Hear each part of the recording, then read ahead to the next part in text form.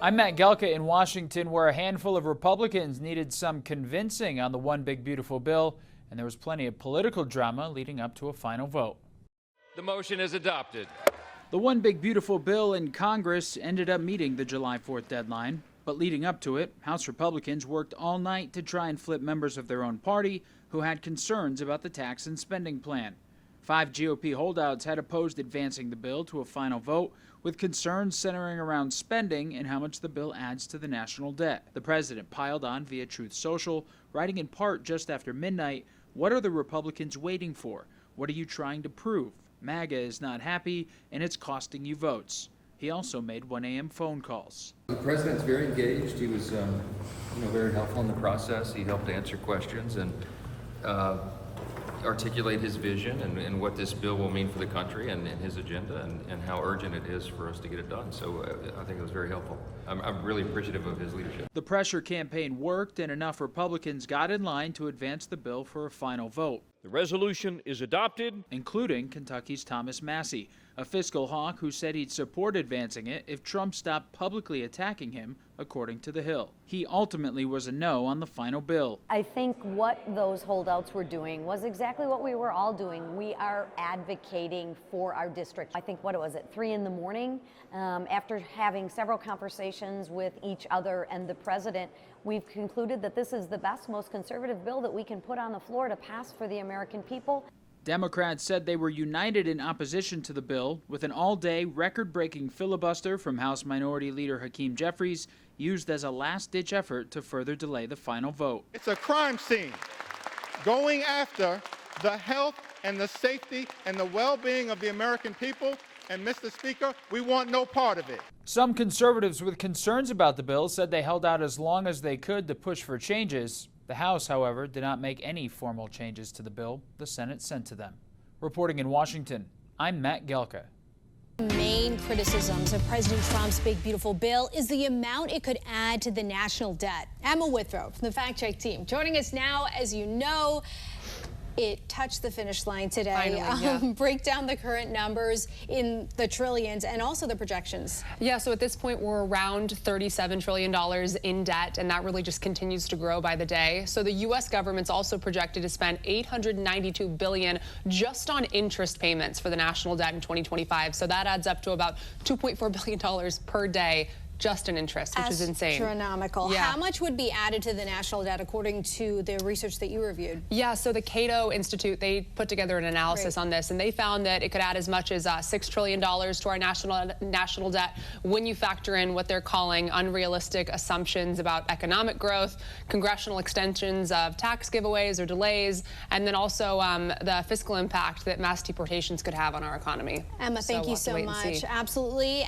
And as we look forward, we got to look back. Emma's going to join us in a few minutes to explain how we got here and why America is in so much debt. Today, the national debt is nearing $37 trillion, and the big beautiful bill could add another $4 to $6 trillion according to some estimates. But how did we get here? Emma Witthro from the Fact Check team joining us now. And I know you dug into the history of our national debt. Give us some of the notable areas of spending over the years behind that debt. Yeah, I mean, if it makes anyone feel better, we've really been in debt since the U.S. Revolutionary War. But in the last few decades, the debt has really just started exploding. Big events like the wars in Afghanistan and Iraq, the 2008 financial crash, and then also the COVID pandemic, that forced the government to spend a lot more money very fast. So between 2019 and 2021, government spending jumped by about 50%, mostly because of COVID.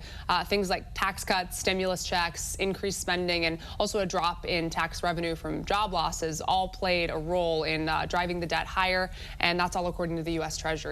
We keep on hearing it's going to get higher, it's going to get higher. Yeah. What are the projections saying? How much more?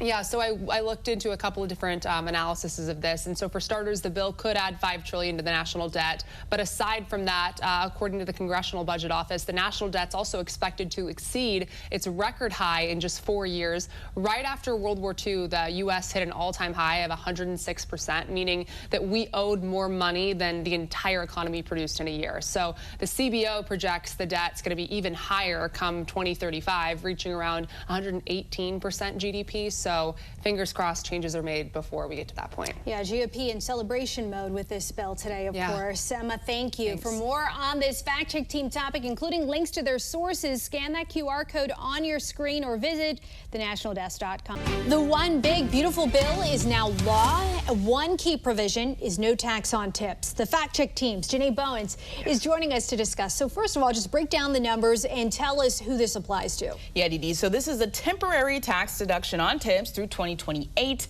Workers like servers can deduct up to $25,000 worth of tips, but it will be less for those who make more than $150,000 per year. So as we look at the averages, how much money will the tipped worker save? Right. So according to the Budget Lab, the average family that qualifies would save about $1,700 a year. Now, for the lowest earners, that number drops to around $200. And some of the research that you reviewed points out that not everyone benefits, right? Exactly. So according to the Budget Lab, it shows about 37% of tipped workers don't make enough to pay federal income tax, so they wouldn't benefit at all. And this doesn't apply to payroll taxes, which are still in effect. Some restaurant advocates argue the bill leaves out back of house staff and doesn't cover service charges, making it unfair and confusing. All right, Janae, thank you so much. Janae will join us in a few minutes to discuss how this will all impact federal revenue. One of President Trump's key campaign promises, no taxes on tips, was signed into law under his big, beautiful bill. The average family that qualifies is going to save around $1,700 a year. Jana Bowens from the Fact Check team joining us now to discuss this further. The question, though, here remains, Janae, how will this all impact federal revenue? Yeah, Dee, so experts from the Tax Policy Center estimate that exempting tips from income tax will reduce federal revenue by $6.5 billion in 2025. And it really just sounds like a drop in the bucket compared to how much is brought in income taxes each and every year. Exactly. So far in 2025, the federal government has brought in $1.82 trillion solely from individual income taxes and $298 billion in corporate income taxes. Break down also the benefits for overtime workers. This also impacts them. Right. So all of the overtime hours they work, they won't be taxed on. Now, they're able to make up to $12,500 untaxed, but it'll be less for workers who make more than $150,000. All right, Janae, thank you. If you want another look at the numbers for more on this fact check team topic, including links to their sources, scan that QR code or visit thenationaldesk.com. President Trump delivering on many of his campaign promises in just his first 6 months in office, including the big, beautiful bill, which codified the 2017 tax cuts and also boosts spending on the border, the military, and on energy. Republican National Committee Chair Michael Watley joining us this morning to discuss. Good morning to you, sir. Thanks for joining us. It's good to be on with you, Jan. Big victory for the GOP. You were there, I saw at the White House, celebrating the signing of the bill as well as America's birthday. What does this say about the party and of the leadership of Donald Trump? Well, look, this party is completely unified behind the president and his agenda, which is the America First agenda.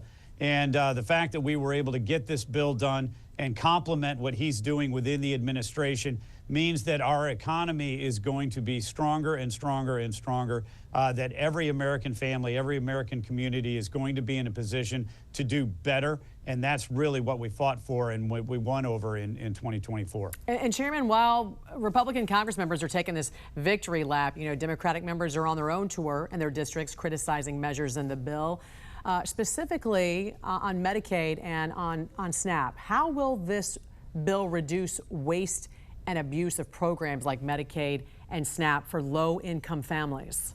Yeah, look, what we're going to do is strengthen those programs by taking people off that should not be on it. We do not need illegal aliens. We do not need waste, fraud, and abuse in these programs. And by setting it up so that we are really, truly protecting America's most vulnerable, we're going to strengthen these programs for everybody that is involved.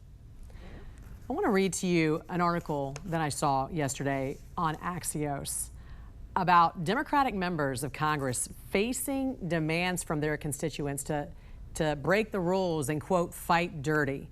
So I want to quote some of this article for you, and I'll get your reaction.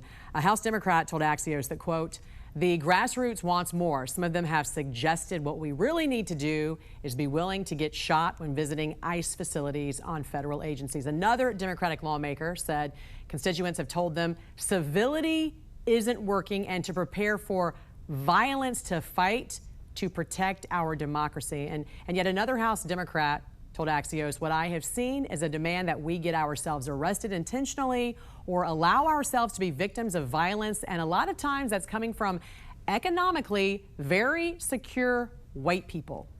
What do you make of this, Chairman? I think it's frightening. I think the fact that we are seeing this type of rhetoric right now, mostly coming from Democrat leaders, is inciting the type of violence that we're seeing in Texas. We had, a shooting. We had another group that was arrested for an attempted shooting. The violence that is coming right now is being spurred on by the left. We saw it out in California, where you had Karen Bass, you had Governor Newsom, and others who are out there inciting these riots in California, all across the country right now. The language needs to be toned down. The rhetoric needs to be toned down. We do not need these exhortations towards violence, because what they're going to do is create violence. They're going to get people hurt, including our officers. And we need to back the blue right now, and we need to enforce the laws all across this country. And finally, I know you're a big proponent of election integrity. I did see your latest tweet regarding mail-in ballots in Kansas and a lawsuit that was filed there. What's the situation, and what's the RNC doing about it? Yeah, Kansas is one of many states right now that accept ballots that come in after Election Day through the mail. And we think that Election Day means Election Day. We want to make sure that we have basic protections for mail-in ballots, including that they come in on Election Day. We also want signature requirements and witness requirements, and we want them in mailboxes, not drop boxes. Having the protections for mail-in ballots is one of critical things that we're pushing on, along with voter ID, making sure that only American citizens can vote, and making sure that states are cleaning up their voter rolls. Yeah, specifically in Kansas, the situation is there is a lawsuit that's being filed. By whom? By us, the RNC and the Kansas GOP, and we're fighting that lawsuit out there to protect the Kansas law, which requires that those ballots need to be in by Election Day. All right. Chairman of the RNC, Michael Watley, we appreciate you joining us this morning. Yes, ma'am. Thank you. Thank you.